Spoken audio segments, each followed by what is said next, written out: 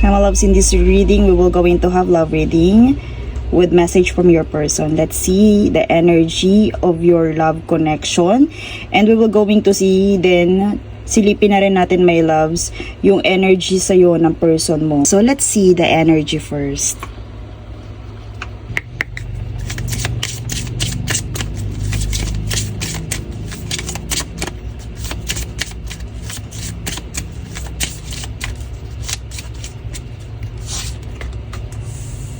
Meron dito, my loves, na lumitaw na gambling. Pwede may bad finances na lumitaw, my loves. So, right now, pwede ito yung current energy ng person mo. I also hear someone has to tell you something. Pwede, my loves, na may mabalitaan kayo about sa isa't isa. Okay, so may lumitaw dito, my loves, na gambling, confession, and pregnancy. Someone is expecting. Okay, so pwede yan literal meaning. Pwede, my loves, na itong gambling na to is talagang involved siya sa pera right now. Pwede, meron tong mga attachment, or sabihin natin na may mga attachment to bad habits, like sa tarot card is the devil card. Pwede din, my loves, right now is mababalitaan mo itong mga habits na to, not yun. Since nawala kayong connection, my loves, pwede na ito is pwede ina-expect mo na yung mababalitaan mo yun. Okay? Pwede naman literal na pregnancy. So, dito, my loves, yung pregnancy kasi, pwede din yun, may significance din yun sa creation. So, something is, parang sabihin natin, brewing. Okay? So, dito, something is brewing about your person.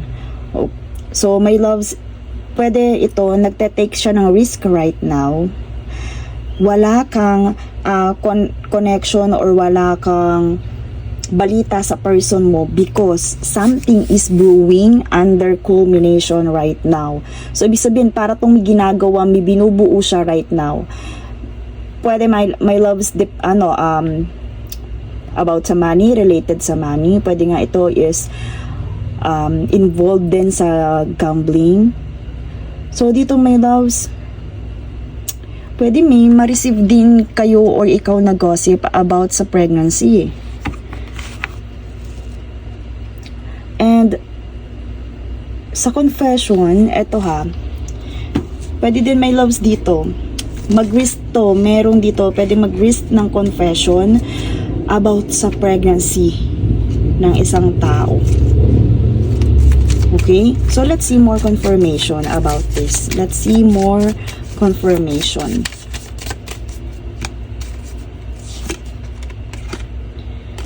Divine Masculine. Pwede nga siya, my loves, yung involved dito. The Divine Masculine is involved here. Dito sa mga addiction na to, sa problem, attachment. Kung hindi siya literal na may addiction, pwede, my loves, meron tong habit. Pwede kahit games, pustahan, or sabihin natin mga gambling, maliliit na sugal. Pwedeng ganun, my loves eh. Pwede yun yung nagiging escape mechanism niya. Gossip nga, my loves. Kung wala akong, my loves, connection dito, pwede may dumating na balita sa inyo about your person. And crush. Pwede, my loves, na may malungkot dito, my loves, na energy. Pwede ikaw, through this gossip, my loves, pwede may ma-hurt na isa sa inyo. So, dito, my loves, feeling sad, feeling broken right now. And nakatapat siya, my loves, dito sa pregnancy. Kung titingnan mo, my loves, nakatapat siya sa pregnancy. And eto naman, my loves, di ba gossip is meant na sabihin natin half meant true, pero hindi din natin sigurado. Pero one thing is for sure, may masasaktan dito with this gossip and confession. Pwede one of your friend may sabihin, may ibalita about this na parang hindi mo ikatutuwa about your person. So, my loves, dito, this reading is, sabihin na nga natin, ito is about talaga kay Divine Masculine, kung sino man sa inyo ang Divine Masculine sa connection na to. One thing is for sure, pwede involve siya sa gossip na darating or sa news na darating. Vice versa, my loves, pwede siya makareceive din ng gossip na about your pregnancy. Pwedeng ganun, my loves eh. Pero iyon yung pwedeng makasakit sa inyo. Okay, so let's see more clarifier about this situation. Kasi ito yung umiikot. and dun sa connection niya towards you. So, ito din yung maaari pang parating, my loves. Ito din yung maaari pang sabihin natin, ma-discover ninyo since na wala kayong communication, hindi mo alam kung anong meron sa kanila. Pero dito, my loves, pwede i-ready mo yung sarili mo, lalo na kung sa iba manggagaling. Mas okay, my loves, dito sana kung hindi lumitaw yung gossip. Pwede, my loves, na siya mismo yung mag-confess. Pero kung gossip yan, my loves, may tendency na hindi naman yan ganun kasigurado. Or pwede, my loves, ma-involve lang ang isa sa inyo sa ganung klase ng gossip. Ayan, my loves. So, may lumitaw ditong forgetfulness and scars. My loves, dito, I hear dito si Divine Masculine. Right now, talagang andon yung pride and ang escapism niya is mag-take ng risk sa mga bagay na hindi niya ginagawa before. Pwede din, may loves kung hindi siya into, alam mo na yung ganong parang gawain, pwede mag-take to ng risk, sumubok ng mga bagay na hindi niya ginagawa before. Pwedeng ganon. Pwede hindi talaga siya ganon na tao or na guy, pero parang because of this accumulation, pwede maka-encounter siya ng mga bagay na pwede mag-cause sa kanya ng ma-chismis or laman ng chismis, ma-involve dito sa pregnancy, na pwedeng ikasakit ng bawat isa sa inyo. So, let's see more. Kasi dito, my loves, andun talaga. Lumitaw yung forgetfulness. Pwede, my loves, ito, nakikipag-usap naman to sa iba. Pwede nga, my loves, yung pagte-take niya ng risk dito sa gambling card na to is, what if? Kunya, nag-take siya ng risk, what if? Try ko kaya? Yung parang gano'n yung pumapasok sa isip niya, my loves. And ayan, look at the hostility, my loves. Mabilis na mabilis. Pwede, my loves, na 1 second, ayun na. Yung parang, yung ginawa mo, yung parang hindi mo pinag-isipan, yung nag-take ka ng risk, yung pinag-eksperimentohan mo, eto na. Parang puputok na or masasabing kakalat na or meron ng magiging resulta. So, my loves, dito may lumitaw ulit na pain, anxiety, and discomfort, my loves. So, pwede, my loves, na andun din yung pressure. Pwede literal na pregnancy to, my loves, because nandito crush, nandito pressure. Pwede kung sino man sa inyo yung involved dito sa pregnancy na to, my loves, is makaramdam ng ganito. Pero itong, my loves, na energy na to, umiikot lang to sa connection ninyong dalawa.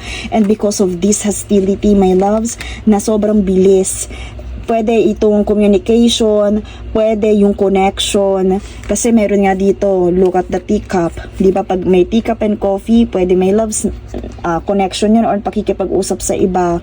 Pwedeng yan is part ng, sabihin natin, ito ng gambling dito.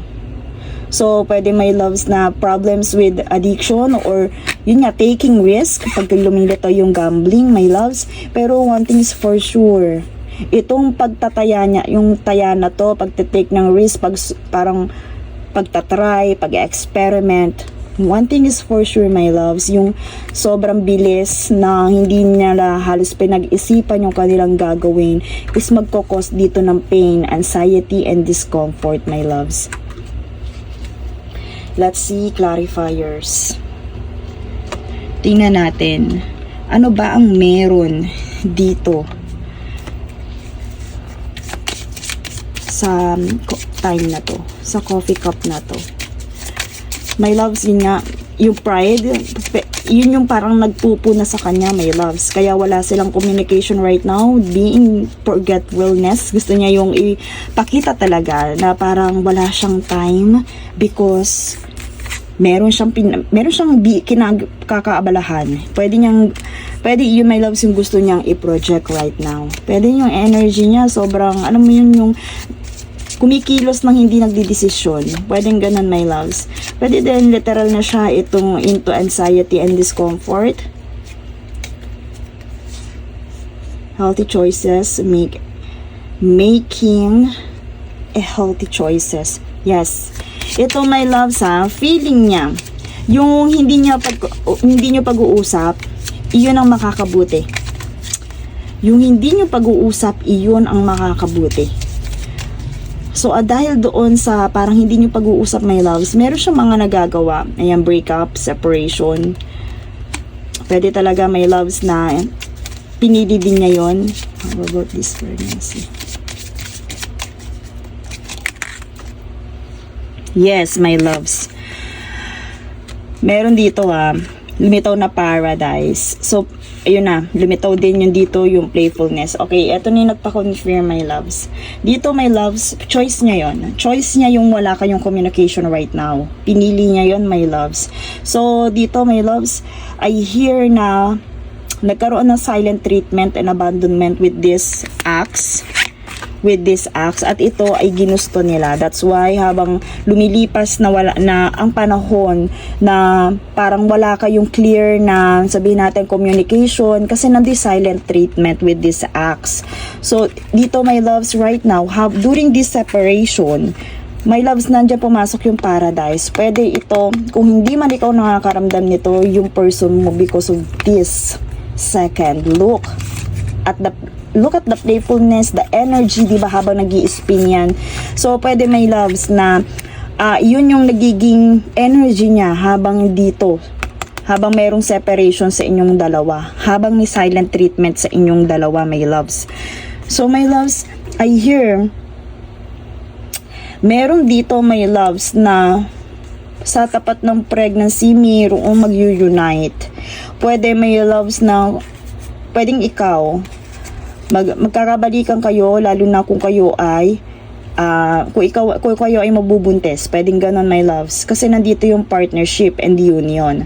Pero pwede din, my loves, because of this paradise, because of this energy, during this acts or silent treatment, pwede maka-encounter to ng mga bagay na magkokos ng pressure and magli-leads into engagement.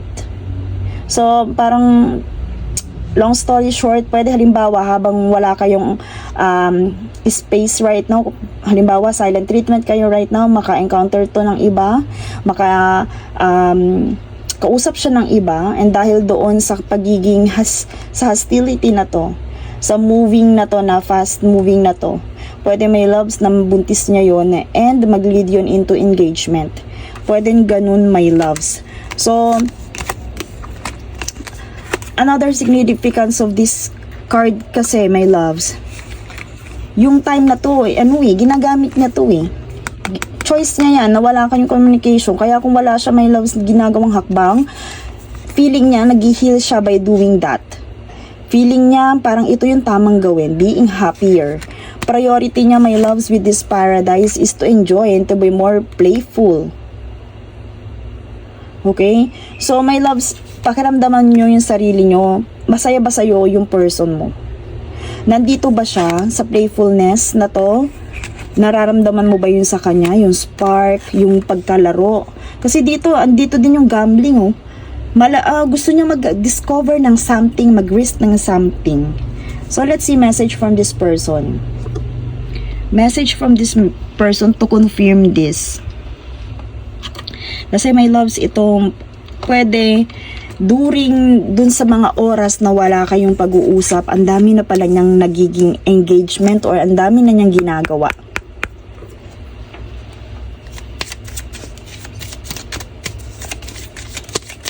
So, feeling niya, my love, parang dito pumapasok unahin ko muna yung sarili ko, ganun. Parang unahin ko yung sarili ko, susundin ko kung ano yung gusto kong gawin, pakikinggan ko yung sarili ko. Pwedeng ganun, my loves. I don't want to lose you. So, meron dito, my loves, ito. Pwede, my loves, right now, I'm obsessed with your body. My loves, pwede may kinalaman niya sa pagiging playful niya. Pwede may kinalaman to sa pagiging playful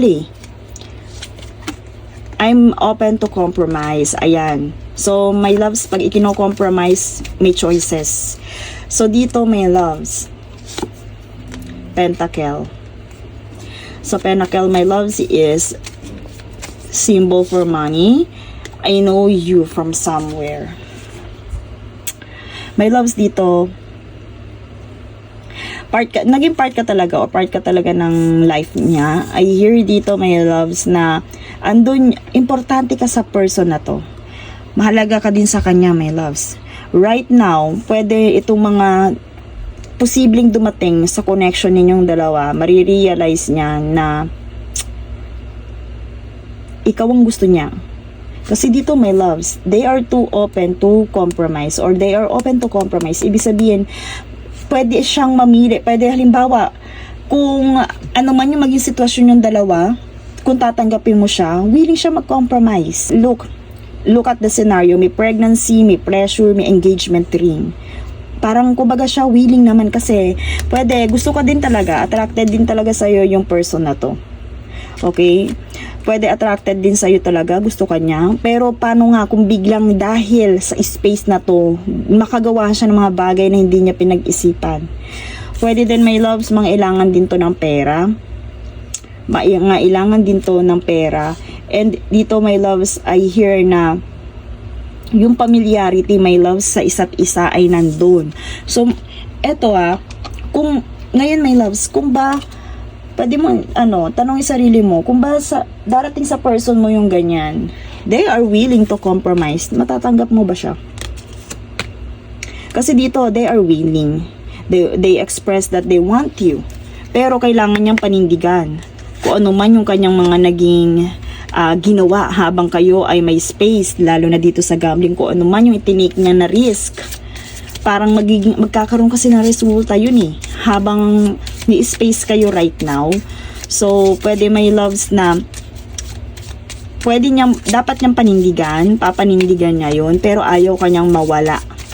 Kung ano man yung mga ginagawa niya habang may space kayo, pwede pag ito ay nagkaroon ng resulta, doon niya marirealize na ikaw ang gusto niya, na namimiss ka niya, na ito, gustong-gusto niya ng presensya mo, and they're willing to compromise to choose you. Or ikaw, they are willing to compromise kung magi-stay ka pa rin sa kanya. I dream about a future with you. Diba? Kumbaga, yun nga, gusto ka din ng person na to. Pero paano nga pag dumating kayo sa ganyang situation, diba? I'm tired of running. Confession. I miss you.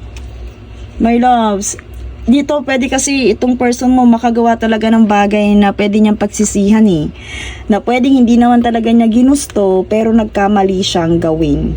Kasi nga, because of this energy, masyadong mapag-risk, masyadong playful, and pwede, my loves, na makagawa. Pero ikaw ang kanyang future, ikaw yung parang gusto niya, kaso paano nga kung may mangyaring ganito? Okay, let's see. Last message from your person.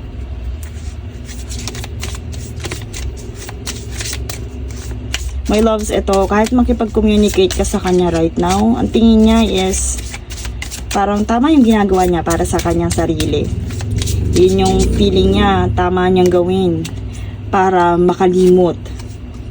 Daydream, my loves. I often fantasize about you. Pwede, my loves, ito din talaga yung pinaguhugutan dito sa paradise na to. Kaya ngayong may space kayo, pwede makagawa to ng sabihin natin mga risky na actions sa iba, because eto din yun. I am often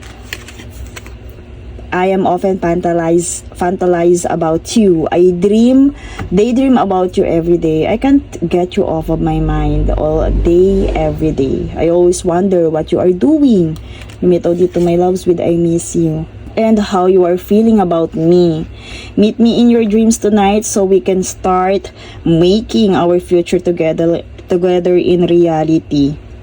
I want to build a strong, solid foundation for us, my loves.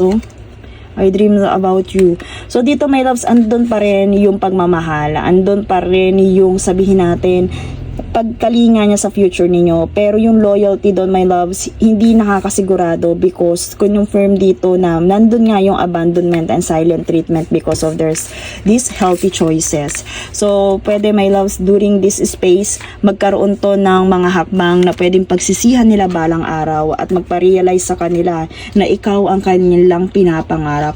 So, dito, my loves, this reading will help you to decide right now, ngayon pa lang, paano pag dumating kayo sa ganyan na situation, habang ganito ang inyong sabihin natin, takbo ng inyong relationship, 'di ba? So my loves, let's see advice from spirits. Okay, nalaglag. Criticizing one another will only lead to further unhappiness. Love and accept each other as you are, and your relationship will magically transform. My loves, pwede may mga weaknesses talaga tong person mo. Pwede may loves na kung hindi siya, halimbawa na lang dito sa gambling, kung hindi to marunong talaga magsugal dati, pwede ngayon nalululong to. Kung hindi niya yung ginagawa dati, pwede ngayon my loves, meron tong pinag-experimentuhan na gawin. So my loves, dito my loves, pwede spirit guides are helping you to decide to accept once na bumalik itong person mo na may dala-dala na ganitong klase ng sabihin natin challenges. Criticizing one another will only lead to further unhappiness. So dito pwede my loves, spirits are reminding you to accept your person no matter what. Kasi dito, andito naman yung parang kumbaga pagsisisihan niya yung gagawin niya, my loves, na to.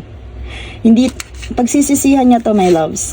Kasi look, may pressure dito, may pain, pagsisisihan niya yun, my loves. And doon nga, pwede, my loves, na ikaw yung hahanap-hanapin ng person na to. Because, alam niya kung ano yung kakaharapin niya. Okay?